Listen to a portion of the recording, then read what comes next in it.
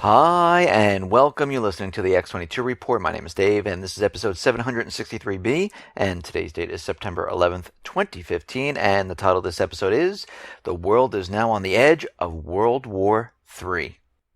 Now, before I get started, I just want to make an announcement. Tomorrow, Saturday, I'll be uploading an interview with Trey Knippa. I had him on before. He's going to be giving us an update of what is going on in the Asian markets and here in the United States. So if you are on the X22Report.com email alert system, you will get an email from me. If you joined up to the X22 Report Spotlight YouTube channel, YouTube should send you an email. If not, you can go right over to YouTube, type in X22 Report Spotlight, and you can see the video. Or you can come to the X22Report.com site. You'll see the video on the right-hand side. Now, for those people who are mourning the death of a friend, a relative from 9/11, my sympathies go out to each and every one of you. I was in Manhattan during that time, a couple blocks away, actually. I was also there during the 2003 blackout. And I do know people that did not make it when those towers came down. And we know that this whole entire thing of 9/11 wasn't really the act of Muslims, a terrorist organization. It was actually our own government creating a false flag on the American people to convince them that terror is coming to the United States. And there were many different agendas associated with this, but everyone thinks when they hear of a false flag that people will not die in it. That's untrue. Some false flags are completely fake, where they fake pretty much everything that goes on, even the blood. And some other false flags, they have to make it look real, and they actually have to carry out murder and destruction to prove their point. And this is what we saw in 9/11. And they did it for many different reasons. There's never just one reason why they need to do this. I mean, we understand there was asbestos in the buildings and it would cost billions of dollars to remove it all. That's one reason. The other reason was the investigation into the missing funds from the Pentagon, trillions of dollars. They wanted to place fear in the American people, have the people give up their rights, and people normally wouldn't do this unless they're scared into this, and they needed this. And they also needed to get into Afghanistan, Iraq, and the Middle East, and they kind of used all of this to go ahead and do this. And we've been under this type of tyranny since 9/11, and it's only gotten worse. I mean, if we look at what is happening, they have upped the terror threat all over the world, not just here in the United States. I mean, if we look out in Europe, what do we see? I mean, we saw it in Australia, we saw it in Belgium and France, actually in Canada, UK. We saw terror in each one of these regions, and they're using the Islamic State now. They used Al-Qaeda before, but everyone kind of understood that Al-Qaeda was created by the U.S. government, the CIA, and they were controlled. So they had to come up with something new, something even scarier. And this is why they came up with the Islamic State. And people are seeing right through this also. I mean, there are some that still believe that, yes, this is a terrorist organization. But what they're trying to do is they're trying to remove what rights we have left by scaring the people. And they realize they need to continually do this because eventually this entire economic system, as we have seen, is really one event away from coming down. They know this. They've been trying to prop this up. They've been preparing since 2008. And they're getting ready to move forward with the next event. I mean, we have warnings all over the place. There's going to be a cyber Pearl Harbor, a cyber 9/11. I mean, they use these terms, and this is not coming from me. This is coming from our government officials. They're out there on different news programs, the corporate media, spewing this stuff, getting people brainwashed that something is coming. You can expect it. And they've already laid out the enemies. Of course, it's the Islamic State. Of course, it's Iran. Of course, it's Syria, China, Russia, North Korea, and there are a couple other countries that are thrown into this. But they're making sure that everyone understands what is going to happen in the future. And they're sprinkling the breadcrumbs, letting us know a little bit at a time. But we have to remember, this has been planned for a long time. They knew eventually, if they couldn't maintain the Middle East, where they use the natural resources to prop up the petrodollar, that this system, it's not going to be able to make it. And when we look out in the Middle East, we see there's major, major problems. I mean, look at Yemen. They are completely losing control out there. They have Saudi Arabia, Bahrain, Qatar, Egypt, all in Yemen. Not one of these countries, by the way, was attacked. But they're there trying to punish the people, wear them down, bring in the puppet government. They have problems in Libya, Lebanon, Iraq. The same thing's happening. They conquered these countries. They put the puppet government in. Everything was A-OK. They were selling the oil using the dollar. And then the people said, you know something, we had enough.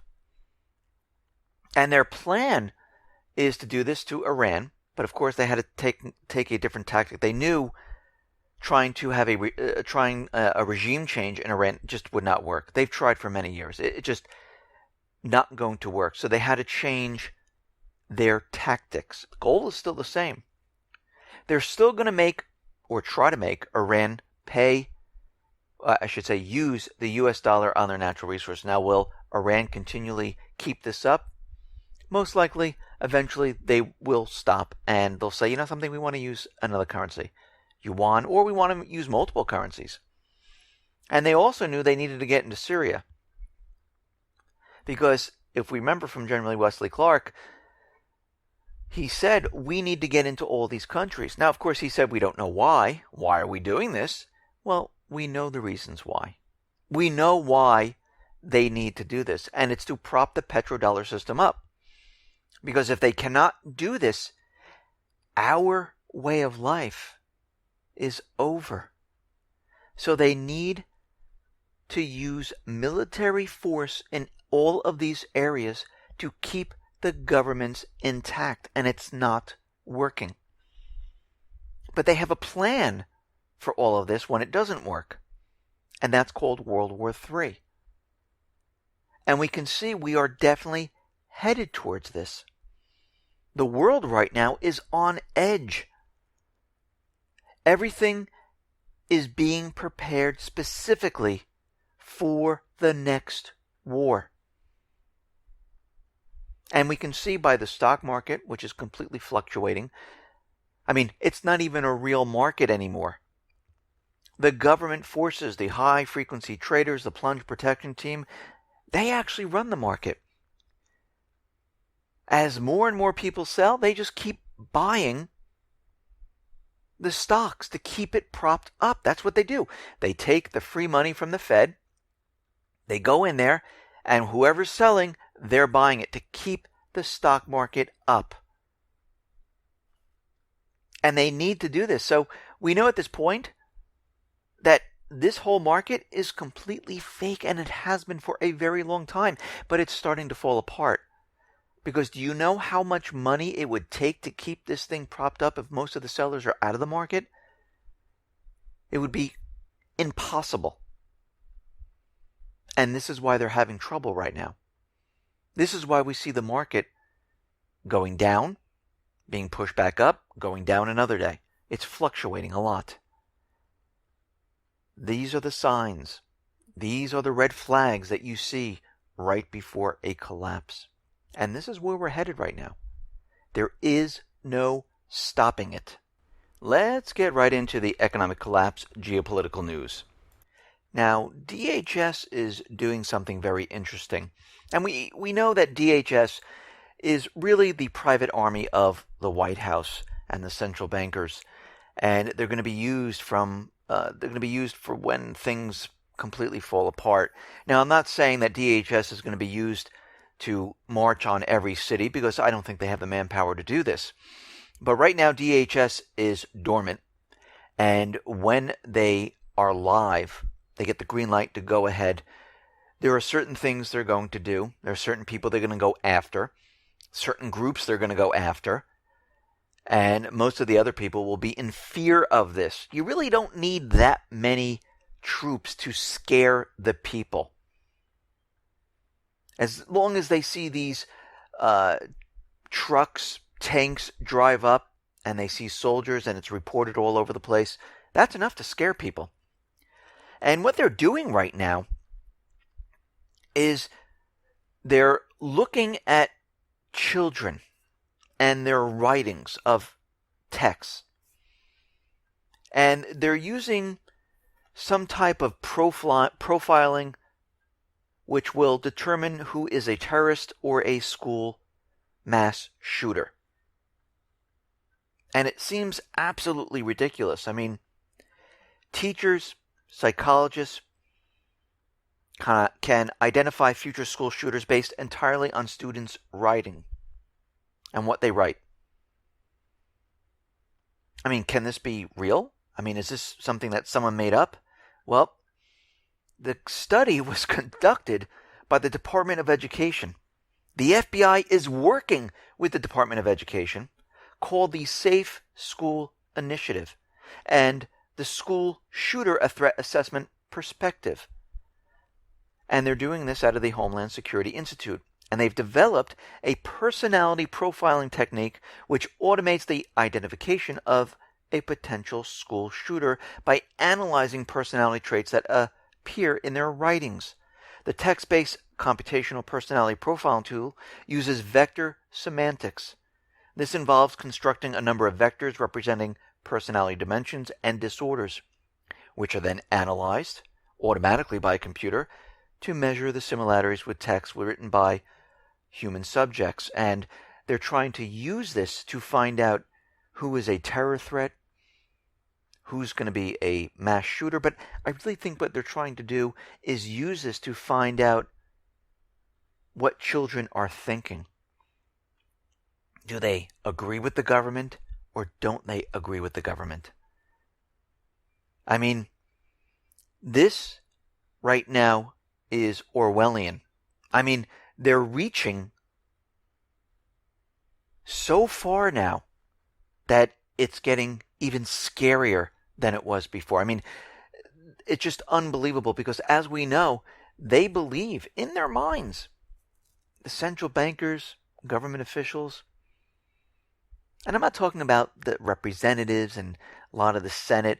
I'm talking the higher powers, the central bankers and above, those people who are looking to do certain things. Now, some others are not, and some are, but there are many that would love to rid this country of the Constitution, get rid of the rights of the people, so they could have total control. And we see what they're trying to do right now is they're trying to put this into play. And they're hoping they'll be able to do this as the world moves into World War III. And you can see they're prepping for this. Common Core. Teaching the children that the rights you have are not yours. They're given by the government, which is completely fake. You don't have freedom of speech. Only in these areas that the government designates. We can search you wherever we want, whenever we want. We can listen to your phone calls, read your texts, read your emails. We can track you wherever you go with the new license, with the RFID chip. We can look into your bank accounts whenever we want. I mean, think about what they're doing right now. The brainwashing that is going on, keeping everyone in fear all the time to give up more and more of their rights. I mean, they're continually having mass shootings. We see one in D.C. Most of these are completely fake, phony, and false. These are false flags. And there are a lot of people that go through the videos and they look for very specific things and they find out, yeah, this cannot be real. And if you notice, every time someone finds something out that really hits it right on the head, the videos start to disappear. They don't want these being shown. So all of a sudden, they drop them for no reason. This is called censorship. And this is what tyrannical governments do. They censor the things they don't want you to know. And we're seeing a lot of this. Now, out in Spain, we understand the Catalonians, they want to secede from Spain. They're going to have a vote, and right now there are thousands and thousands of Catalonians protesting. They're on the streets marching that they don't want to be a part of Spain anymore. And of course, Spain is not going to let this happen. We see out in Ukraine, Yatsenyuk, Biden, Kerry, the other central bankers that are in this country are very nervous because they had the coup to take over Ukraine, of course, to have it join the EU and NATO, to have the port off of Crimea, to have the production of coal, and having those pipelines go right through the country was a cash cow. But right now, the construction of the Nord Stream 2 gas pipeline means the exclusion of Ukraine from gas transits to the EU. And Yatsenyuk is out there saying, if we are bypassed, we are going to lose $2 billion. And we're not going to get the transiting fees. So all these investments, all this time, it looks like it's falling apart. They don't have the southeastern section. They don't have Crimea. They have the west. The country is collapsing. It's imploding on themselves. And what they did it for, they're not even going to get it. But they're going to continue on. They still want what they paid for. And we see Poroshenko. He's out there saying the ceasefire is holding.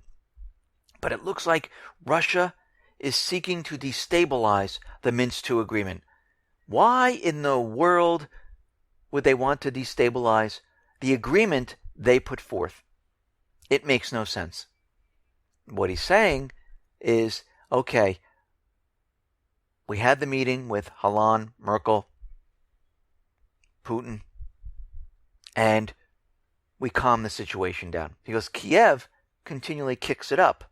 So they calmed it down, and he's saying the ceasefire is holding.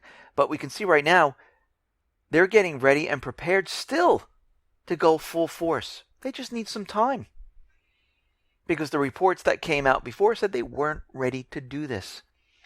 But we see something is in the works right now. Poroshenko is calling on the UN General Assembly to strip Russia of their veto right.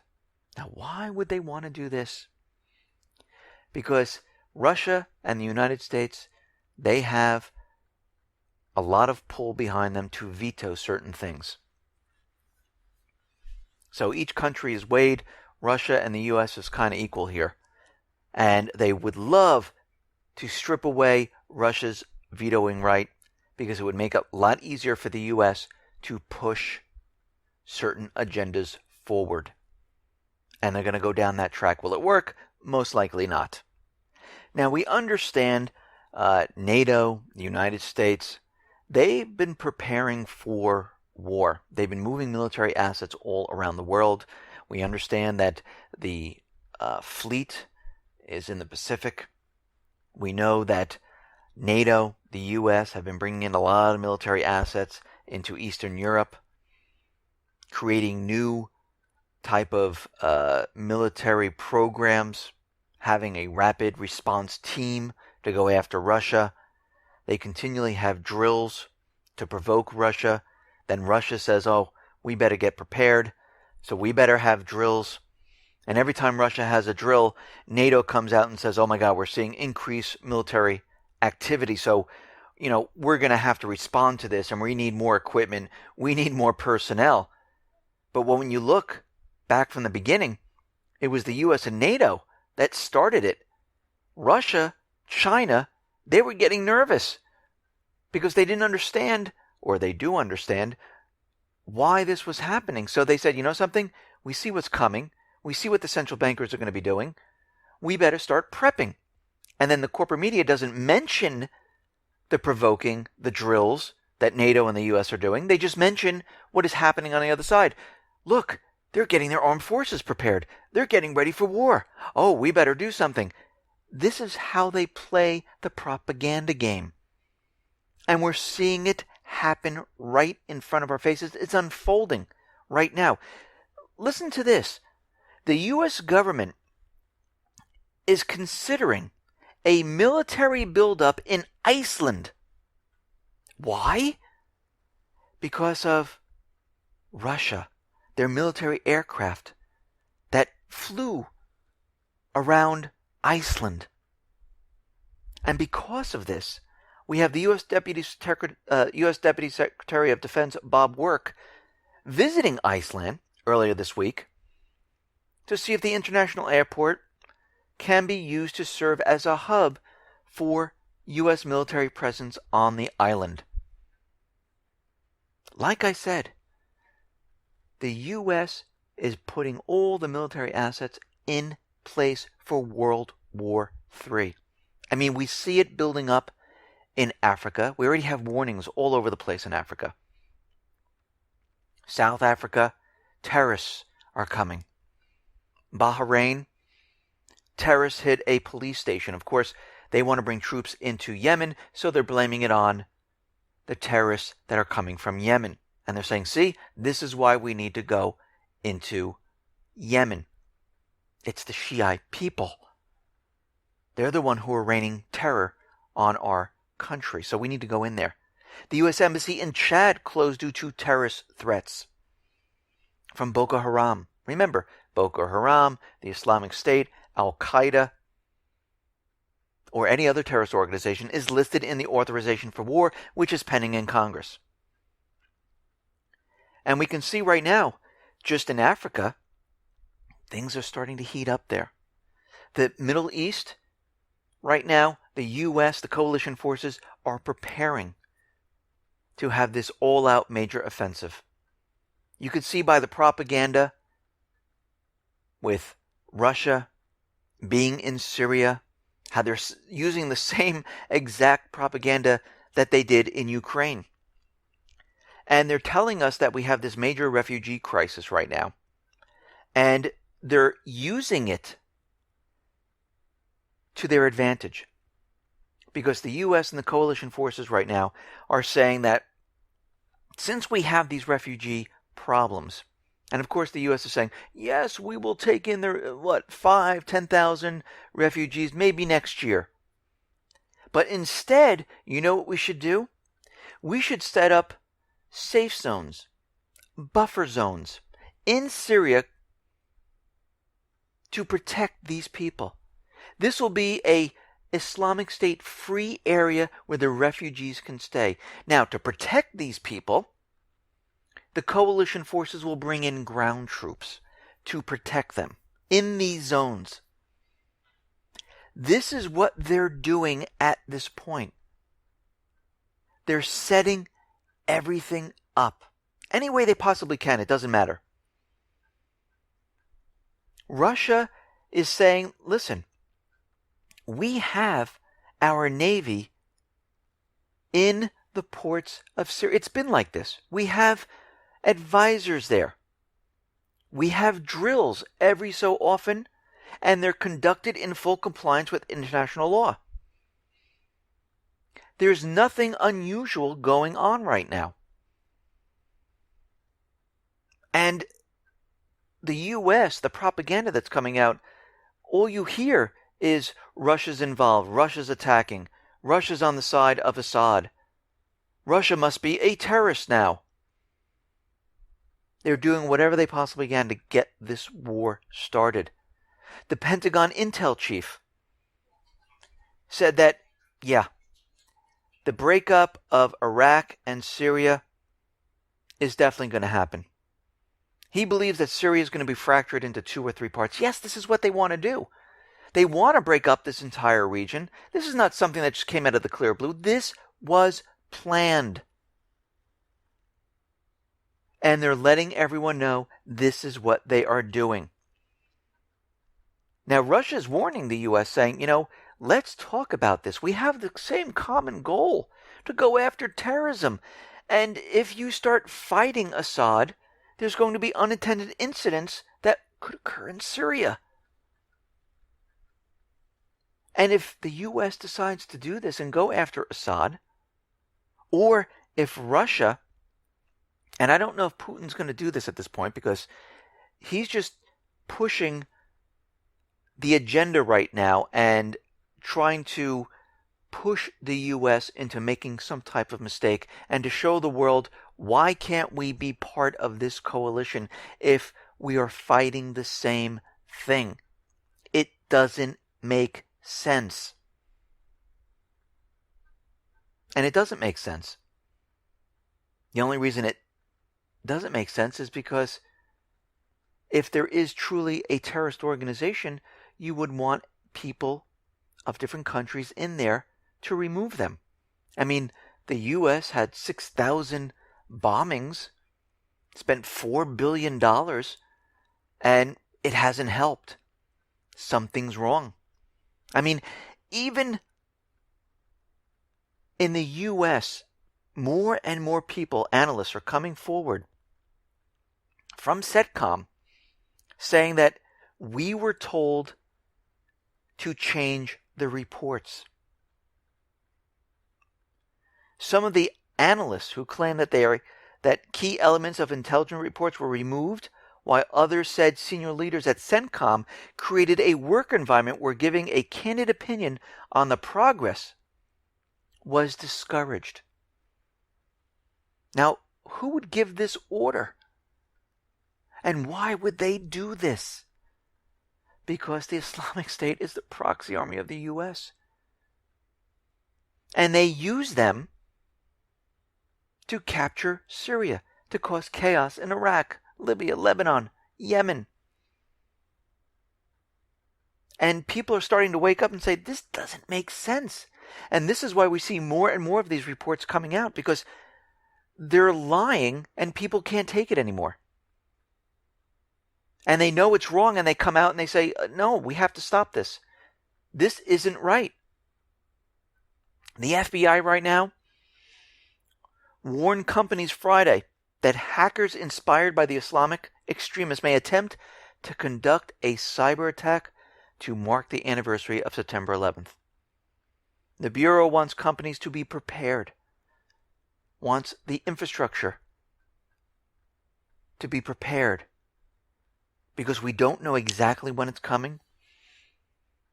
But we're hearing chatter. We're getting information. Now, of course, he's using this for many different agendas. One, to set up that there's an event that is coming, which we know it is. Operatives are standing by. They're just waiting for the green light. The other agenda is they want certain legislation passed. And they're waiting to have it passed, and they're using their fear tactics to get it passed. So far, no traction on it, because the legislation makes no sense. Let's have all the companies give everyone's information to the government. This will help us prevent cyber attacks. What? And when you read it, it makes no sense. And we won't hold the companies liable, of course. And this is why it has gone nowhere at this point. But they'll do whatever they have to, include events, fear, and anything else they can think of.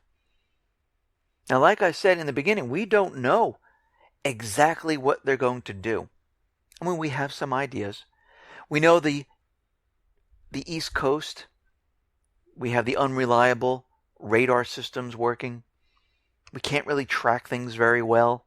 You might see a blip. We don't know what it is. And this is going all the way to October 1st.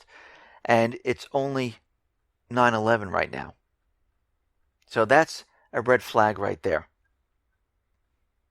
The U.S. military also admits that they misplaced the Black Plague samples, just like they sent anthrax around to different areas of the United States and outside the United States. I mean, it's just crazy what is going on here, and we can see that things are definitely in the works. We can see they're preparing for something big.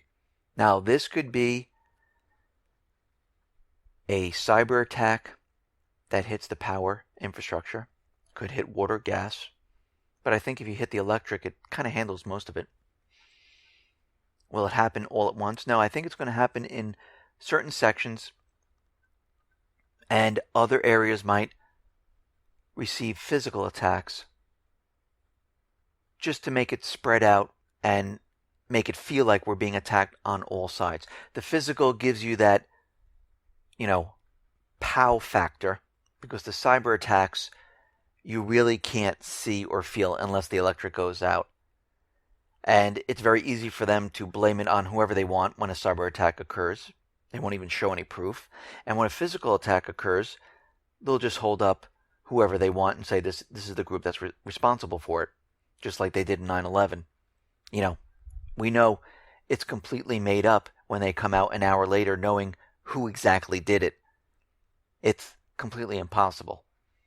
But we know something is coming, and we know eventually they'll be going after the financial aspect in regards to the stock market, the banks, and then we know they'll bring them down because somehow, some way, they have to show that the economy was destroyed not by them, but by another group or country. Listen, everyone, thanks a lot for listening. Be well, be safe, and especially be prepared. Thanks a lot.